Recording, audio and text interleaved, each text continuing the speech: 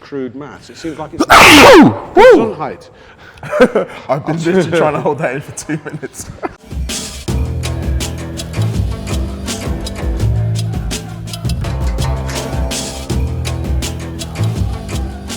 Hello and welcome to Wednesday's Talking Reds in association with Tokyo Time. Smooth.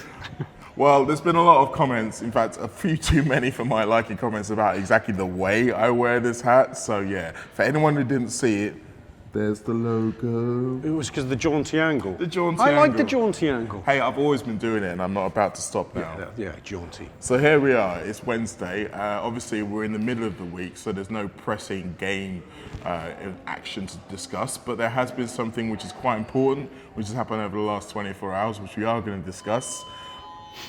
There's the important klaxon right on time. Tell you what, good. It feels like the news, or maybe I should get some glasses out, like Gary Lineker does when he's reading something important on Match of the Day and he gets his glasses out. He doesn't get a bing bong. No, he doesn't get a bing bong. Well, not on camera anyway. Liverpool City Council have rejected LFC's plans regarding using Anfield out of season time. Now they have two separate proposals, one surrounding music concerts and one surrounding other sporting events such as rugby league, which obviously we have had a couple of times at Anfield. It's been touted within the local media as quite a surprise that this has been rejected. But when you do a little bit of reading into it, Rob, it just seems like most of the issues are down to the fact that the communication between the club and the people who live in and around Anfield has been really poor for a long time now. And yes, we have seen the likes of Tony Barrett and Peter Moore try to kind of extend that olive branch, but it's clear that we've still got a long way to go on this one. Yeah, I mean, loath to comment in too much detail without knowing too much detail. But, you know, you've got to get past the resident consultation side of it, and I don't know how far they've gone. Just taking a broad overview as someone who doesn't live in Anfield and therefore doesn't have the same things to consider that those people do, you do look at it and go, hang on, 10 more major events on top of the average 25, 26 that Anfield brings in a year is a healthy percentage. It is going to have an impact on life. Mm-hmm. So there's no doubt about that. But I look at it and think, it can also have a big impact on the local economy. Yes. I would hope for the better. But, you know, a process has got to be gone through, and if they didn't go through the process wholeheartedly, it'd be a shame if it was dead as a project. I mean, listening to some of the councillors who spoke at the meeting and some who've just spoken in the media since, I'm thinking of likes of Dave Cummins and Ian Byrne in particular, a lot of the issues from the residents are, and as much as the disruption that they deal with through being next to Anfield, almost like the off-season's their break. So it's almost like if you take that part away from it, there is no real rest from the constants of traffic and noise disruption and all those kind of things. Now, obviously, this has to be tempered by the fact that, guys, you live right next to a football stadium. It kind of happens that way.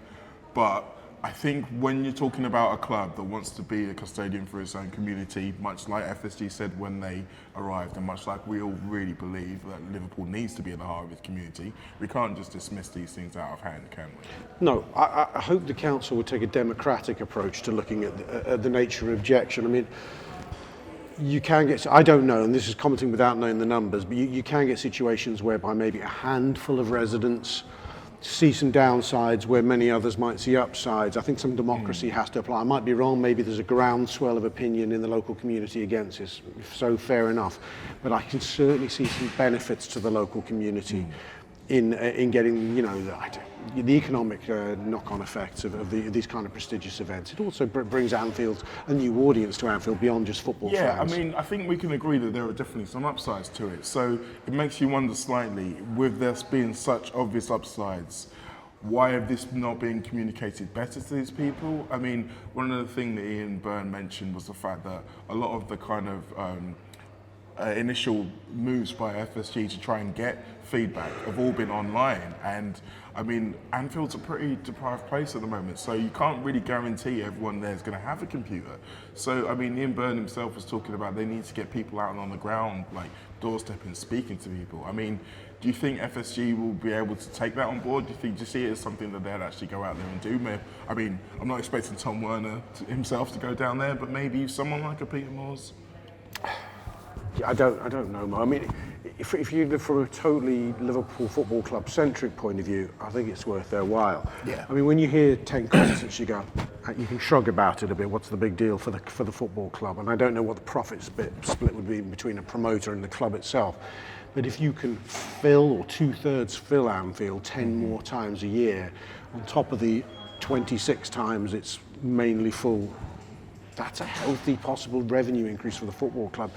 And I'm surprised it allowed itself to fall short at this stage, because it's akin to, and I'm going to kind of come on to talk about it, an increase in capacity in some senses. I know it doesn't address the demand for Liverpool Football Club tickets, but in terms of revenue, it's like an increase in capacity. It's hard not to see the two of them being linked. I think the Echo story I read made that link itself. Whether they were talking explicitly about using the funds from these events to help build for it, or whether it's more of, you say, kind of setting the groundwork in terms of obviously the relationships as well as kind of infrastructure. But me personally, I'd expect it to be a situation where the finances wouldn't necessarily be necessary. They might be helpful, but they won't be necessary to get an expansion done. You'd be thinking that they'd be looking to getting a loan, or maybe even dealing with naming rights in that situation. I think it can only help the economic case if it's marginal. I mean, if you're going to increase that, what have I worked out? What's 10 more events as opposed to 26? It's, I don't know, another 30% or something. Yeah. I can't do the maths in my head. I'd be amazed if you could, to be honest. 28% or something like that. More capacity effectively. So therefore, if you can fill that, that's an extra return on an investment. We'd heard murmurings that part of the problems with proceeding with the Annie Road development is that they couldn't get corporate in. I think that was a stipulation of the planning permission, I think. And if that was the case, that made the economic case for it from an FSG point of view that bit less viable. So this could take that into the right zone. Having said that, I mean, I think the case is becoming less economic, more public relations now for an Anfield Road, so if that's the right way of putting about it, or humanitarian maybe even. We did a show on our subscription show on our tour player, a show called Anfield Unwrapped last week, where we had a guy called David Lynch on, who's very good, who's worked for the club, and although he can't speak for the club, he certainly felt his sense in working within the club was that there'd been a sea change in attitude in the club, from thinking it was difficult to justify a case for a new Anfield Road stand to now thinking it's something they actively wanted to do, that there were voices in the club who wanted this to happen, and that feels like it's going in a positive direction. Again, you can hear more about this if you subscribe. Of course, £5 a month, and it was a very good show. I was on that show as well. And you were. David had some really, really good things to say. And as far as I'm concerned, I think one of the other things that came out of that show was how the stadium in itself is a very hot button for a lot of Liverpool fans, not just the ones here in England, but I think when you look about what the implications could mean financially in the future and what have you. And one of the biggest things that people still throw at FSG now is the lack of progress, or perceived lack of progress within that world.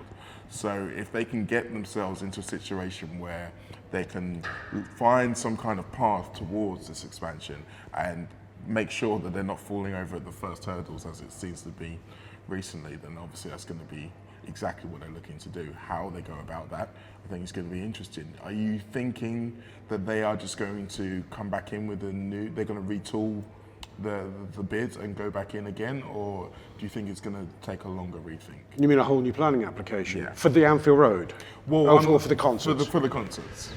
I can't think anything will happen quickly in this respect. I think they're going to have to do a much more thorough consultation. They've clearly majorly underestimated it. They shouldn't really have gone ahead with the application without being sure of the consultation, I would have thought. Although sometimes you can never know until you test these things. Will they go again? I don't know. I don't know the economic case for it, but as I said, doing the crude maths, it seems like it's on height. I've been literally trying to hold that in for 2 minutes. You are a trooper. Got so close. Sorry, continue, Rob. I think you said it all, man. So on that bombshell, what have you got next? On that bombshell, I think we should probably do a little bit of Tokyo Time talk. Give me a few minutes to compose myself. Tokyo Time is sponsoring Talking Reds for Wednesdays for the foreseeable future, which were made up about. They're a Liverpool company. They're trying to do things differently. They're trying to do things better, a bit like the Anfield rap. And so they've set up only recently, but already got a lot of traction for kind of what they want to do. They helped us out in America. They gave us hats to wear over there, and very much needed. They were in that bacon sun next to the pitch watching the Liverpool boys train. So yeah, since then they've come in. They've asked us about doing something a little bit more formal. So that's what we're going to do. So they're going to be sponsoring Wednesdays on the Talking Reds for the foreseeable future. If you're into your baseball caps, you're into your street style, or you know anyone else who is, or you're looking for presents to buy for people, do check out their website. It's tokyotime.co.uk, or follow them on Instagram. They've got loads of styles, something for everyone, and the fit is really, really good. So yeah, cheers to the boys for supporting us. They're supporting us, so do try and support them. tokyotime.co.uk. I feel better now. Thanks to John for that little insert. As I say, we'll be hearing more about Tokyo Time over the next coming weeks, so listen out for that. Now, we started with a story that was non-football and probably wasn't going the way we'd hoped it was. And we're going to segue into a story that's non-football and probably not going the way we thought it was. Now, this is the story of Mo Salah and his continued arguments with the Egyptian FA. Over the past week or so, both him and his agent have seen the need to take to Twitter to basically voice their frustration that the requests that they put forward to the FA after the debacle of this year's World Cup have been, well, not even just refused, they've been flatly ignored.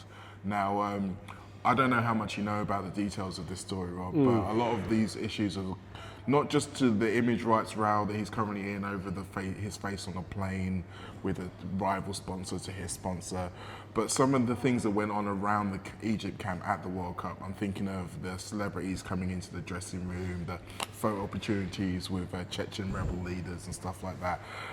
How much of these things do you worry about as a Liverpool fan when we're sending Mo away to play international duty?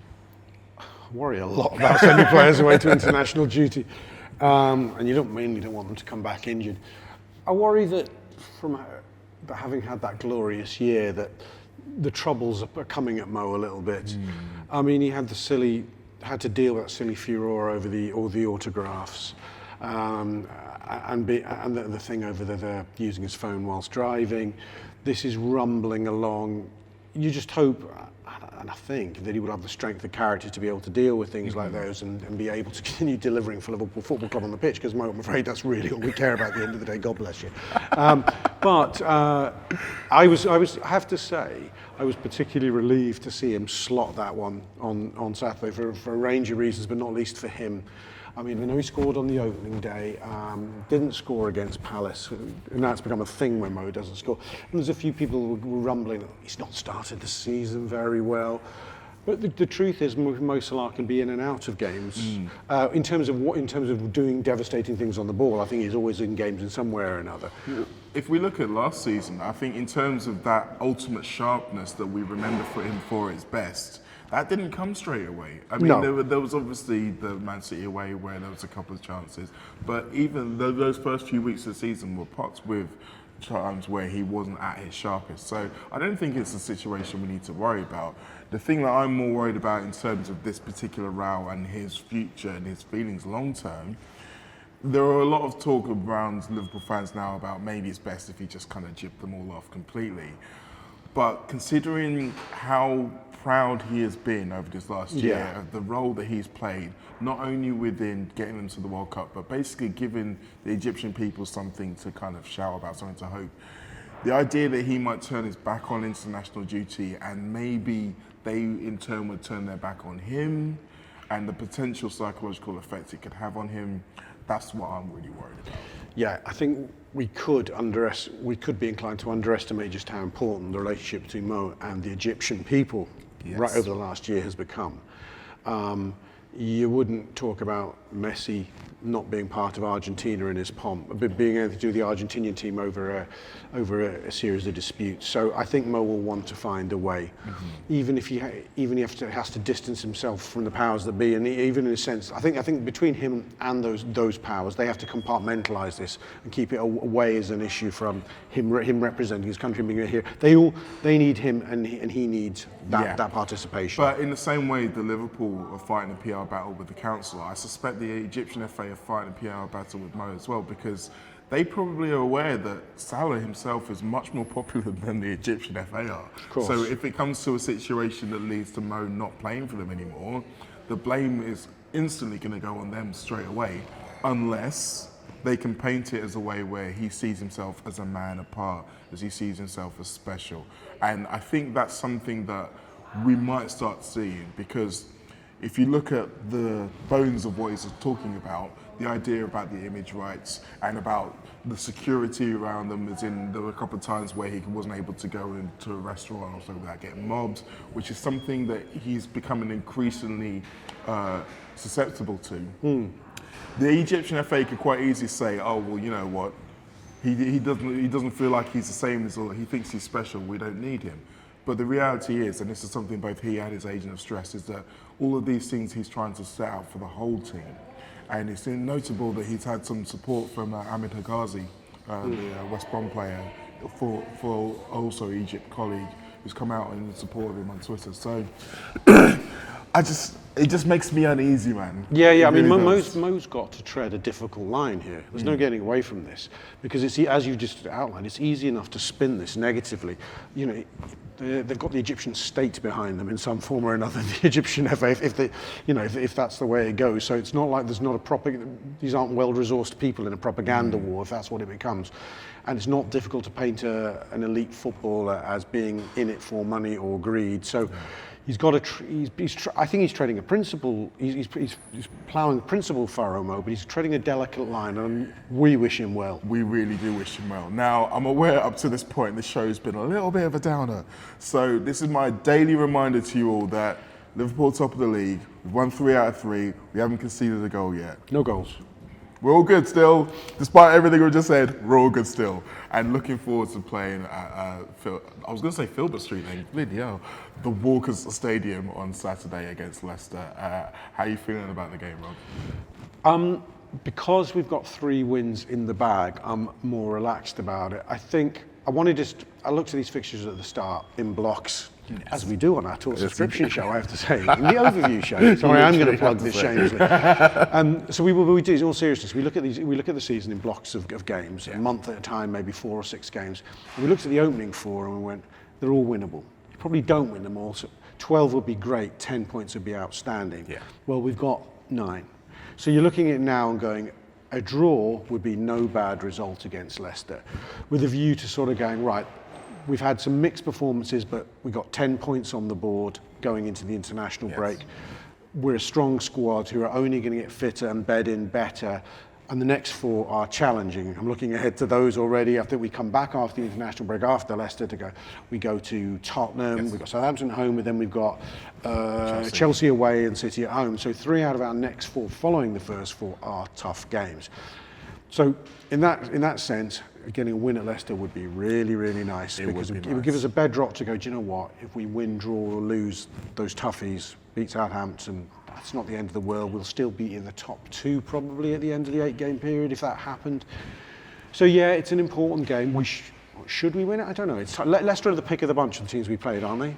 I mean, technically yes, but I mean, from what I've seen of Leicester so far this season, I think that we might be a bad opponent, bad matchup for them.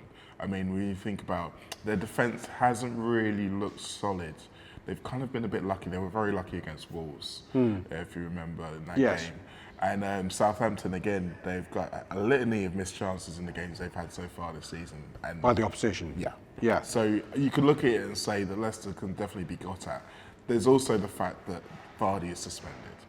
And Vardy has been tormenting Chief. Our nemesis, for quite some time. So you're right in as much as I think a draw would leave everyone very satisfied with our first block's work. But the idea that this might be a really good time to go to Leicester and get a win, I can't shake that feeling. And I think we'll do it. I think there's going to need to be a few changes to the first team in terms of the lineup. I think there's a few guys who probably have started to feel the effects of going again and again and again. So it'll be interesting to see what Klopp does there. But you feel this is the game that he brings the captain back for, finally, for a start? I think so. I think so. But yeah, I'm looking forward to it. Hoping for 12 out of 12, and then everyone just cross their fingers for 10 days while the international break's going on. Yeah. Now, we've got some more shows coming out today on the Anfield Wrap. We've got Wildcards, which I think you all know a little bit about now. It's the show where we give you the chance to set us the topics and then we discuss them. We've also got the return of what we call History, which is focusing on the 05-06 season, which ended in a nice shiny FA Cup. So I'm sure there's going to be lots of good memories on that show as well. And we've got something else a little special out on the Wrap on the website. I don't know if any of you are aware, but Neil and Gibbo wrote a book called Make Us Dream, all about the 13-14 season and the wonderful journey that took. The ending wasn't great, we all know that. Just tear that page out. Yeah. A little story actually. I did buy that book before I was a member of the Wrap, and I read it. Yeah. And get it free now. Yeah, I could get it for free. It's true. I read it right up until the point of the Chelsea game because it goes through them all game by game with different people taking up the story. And I basically had to, like in Friends where Joey puts the book in a freezer because it's too scary to read. I kind of did that. I didn't put it in the freezer, but I kind of put it away in the cupboard. And it took me 6 months to get it out. But it's a good read. I recommend it to all of you.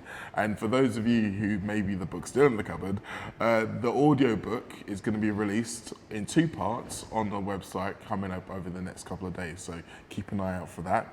And as always, seeing you're here on YouTube, and if you're enjoying the shows we're doing, why not give us a subscribe if you're not already? There's plenty more video stuff we're coming out over the course of the next couple of days in the lead up to the next game away at Leicester.